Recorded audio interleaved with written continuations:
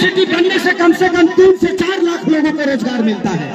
हमें सरकारी नौकरी पता ना दी कि ना दी, लेकिन कम से कम प्राइवेटों में 40-40 हजार मिली तो जीवन पार लग जाए।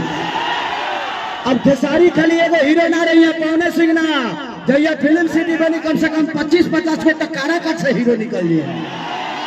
तो बस यही चाहिए, और बस कैसी छाप और 12 नंबर याद रहे ना भैया। हम यही चाहेंगे आप सबके बीच में, आपके दोनों भाई और आपके दोनों बेटे खड़े हैं और हाथ जोड़ के ये बात बोल रहे हैं कि जहां तक आवाज जाता पवनवा के, खेसरिया के, हाथ उठा के चारों तरफ से एक बार कैची छाप जिंदाबाद बोल दिया जाए। कैची छाप, कैची छाप जिंदाबाद।